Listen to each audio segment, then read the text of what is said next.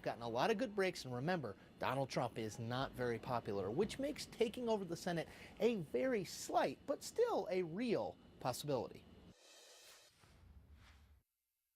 Andre Bauer, CNN political commentator and former Republican Lieutenant Governor of South Carolina, and Michael Nutter, CNN political contributor and former Democratic Mayor of Philadelphia. Gentlemen, good morning to you. Good morning. Good morning. I want to talk about legislation in just a moment, but let me start with you, Andre, about something Axios reported this week, that someone close to the president said that in 2018, expect full Trump. What is full Trump? Well, he's going to engage in the process like he's done before. I think he loves it. I think he loves being on the trail. He feeds off the energy, and there are definitely districts and congressional seats that he can help bring folks out, get them inspired, get them help them fundraise, and really be an addition to what they might be able to do. Look, this is going to be a big year. It's going to decide where a lot of his policies are able to be carried out or not. And so, if he can't maintain the Republicans in Congress, he's going to have a much more difficult time getting anything done. Is the water too muddy now, Michael, for if full Trump means, and we don't know what it means, it could mean that he's doubling down on his priorities of the wall and ending chain migration and other the things that he promised his base, or it could be, you know, sitting down with, as he calls them, Chuck and Nancy and trying to be the negotiator and the deal maker. But is the water too muddy now to begin this bipartisan era that the president is calling for in 2018? Well, first, Victor, I have no idea what full Trump is. I thought we were seeing that. I can't imagine that there's much more. But in any event, the water here is pretty muddy. The things that the president has done, the things that he has said, his overuse, bizarre at times, of Twitter and other social media, is going to make it very difficult in an election year, in a midterm cycle, as was pointed out, for him to suddenly now, you know, kumbaya with the senator, minority leader, and in the Senate and in the House. And so I don't know what he's talking about, but it's going to be very competitive, as Andre talked about. But Democrats are fired up. We know what we need to do. We demonstrated that certainly in Alabama, and there are a number of other locations where having the right candidate, well supported, going after both traditional voters and bringing some back home is going to be a great year for Democrats in 2018. Mr. Mayor, let me stay with you. And on legislation, let's go to infrastructure. The president says that this could be a bipartisan effort. But I want to read something this week that one of the president's policy advisors on this specifically said that part of what we want to do with our incentive program is say, listen, if you are, as a state or local elected official, are willing to create a new revenue stream for infrastructure, we as the federal government want to partner with you in doing that. For cash-strapped municipalities that are already struggling, now to create this new revenue stream to try to attract federal dollars, what does that mean to a city that needs the money to rebuild roads and infrastructure? Sure.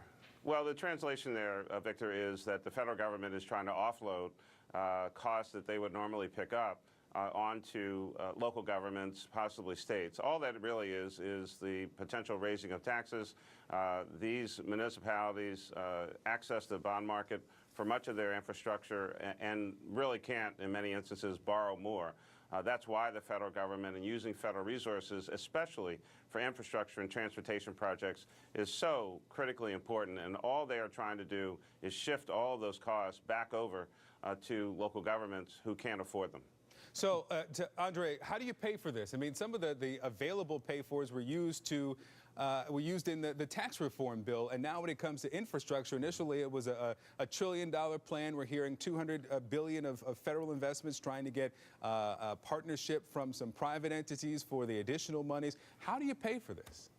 Victor, number one, I think it's a good thing when you say, hey, state, city, other governments, you got to come to the table. Look, in South Carolina, we are a poor, rural state. We're a donor state as well. We pay for other rich states for their tax for their road systems. But when we wanted to build a bridge, we brought the county together, the city together, the state together, and the federal government together because it was a big project, and we all worked together in unison because we thought it was that important. When cities, counties, any municipality doesn't want to at least bring something to the table and say, hey, we're willing to work with you, federal government. In other words, we're just saying, hey, federal government, give us all you can give us, but we're not willing to put any of our own tax dollars to match you. That's not a partnership. That's not working together, and that's what we're going to have to do. It's get creative. Fund all these things. Come on, Andre. Let's talk about something real here. Andre, let's talk about something real here because, hold on. The cure-all. Let me ask you this, Andre. I hear you, but let me ask you this. One of the options here that the president said he will certainly consider is increasing the gas tax. It's about 18.5 cents per gallon right now. Hasn't been increased in 25 years. I think the last time was 1993. Some Republicans are pushing back against that. Do you think that that's an option? It should be a viable option to pay for this infrastructure investment to raise the gas tax? It's a viable option. I don't support it. I don't support raising taxes. I try to find a way to use the current revenue stream we have and use it more effectively and efficiently, but I still believe... Where was that argument during the tax cut debate? I'm not for raising taxes, period. No, but using the resources we have to pay for it when the JCT, the Joint Commission on Taxation, says that the tax bill will, even dynamically scored, will add $1 trillion to the deficit over 10 years. Look at the robust economy now. Look at the stock market right now. Look at unemployment right now. I know y'all don't like to factor that in, but what we have is a growth in the economy, a growth in the job market, jobs coming back to this country, and all that offsets it. I've never seen so many budget hawks in all my life. When Obama was giving out phones, Flash for clunkers, continue to give away and raise $8 trillion. Now all of a sudden $1 trillion that really isn't going to happen. Everybody is so alarmed by it. It's amazing to me that when we want to give taxpayers their money back, everybody's so concerned. But when we give out free telephones to folks, nobody cares. Mr. Mayor? Andre, you must have forgotten that thing called the Great Recession that was going on that President Obama walked into. Let me finish. Let me finish. I'm not getting distracted by phones. There was this Great Recession thing, and the president, within a month, started to rescue the country from going into an even deeper recession. And so, you know, you're not for raising taxes. Okay, fine.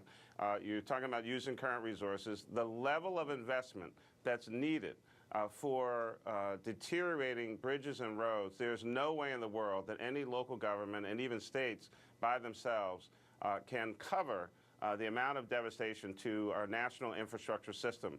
And whether you're a contributor state or Pennsylvania is or whatever, you ride or a family member may ride on our roads, I might ride on yours. It's a national transportation network that we use to get people and goods and services moving all across the United States of America. The problem at times with Republicans is you love infrastructure, you just don't want to pay for it.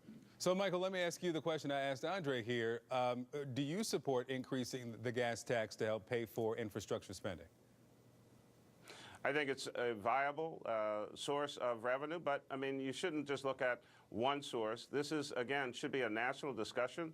There'll be states where maybe that's okay, or they've got their additional local taxes on the gas tax. But I think, Victor, as you pointed out, it hasn't been raised in 25 years or so.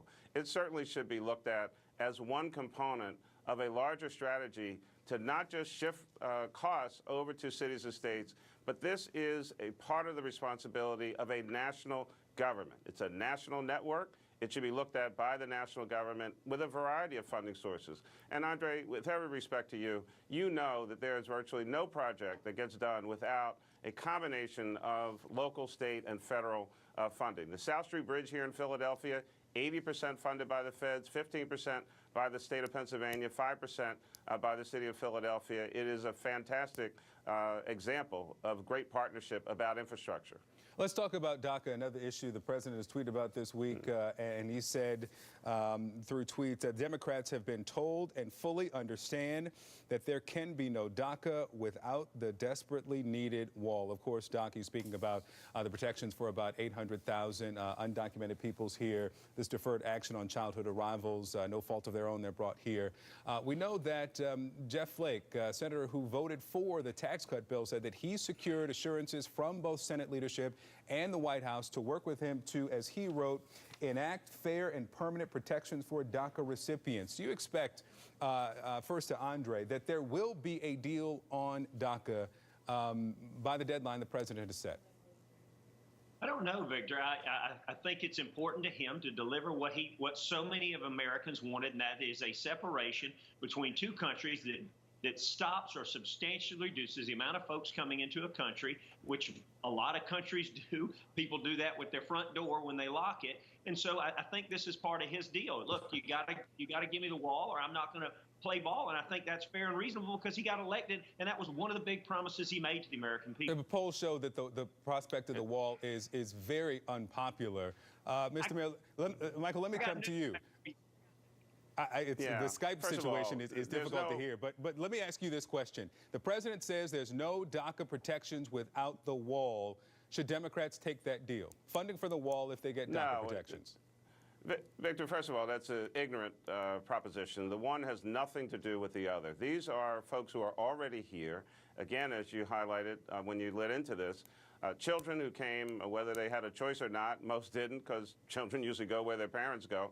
They're here. They're not going anywhere. It has nothing to do with the wall. And by the way, there is already a wall in a variety of places between the United States and Mexico. This is Donald Trump, again, just throwing out the red meat to his constituency and conflating two issues that have nothing to do with each other. It is punitive, it is literally non-humanitarian and anti-American.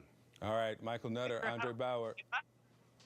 We got to wrap it there. They gave me additional time, but we got to wrap it up there. Thank you both. Thank you. Thank you, Victor. Well, after decades in office, Russian President Vladimir Putin wants to extend his reign. He announced that he's running in March for a fourth term. What makes him so powerful? We're also going to talk about what he said just this morning about the U.S. and Russia. You're not doing work to help somebody. You're gaining something from meeting Mr. Adderley. It's a calling to not only everybody in this neighborhood in Miami, but to the nation, how great we are and how great we can be.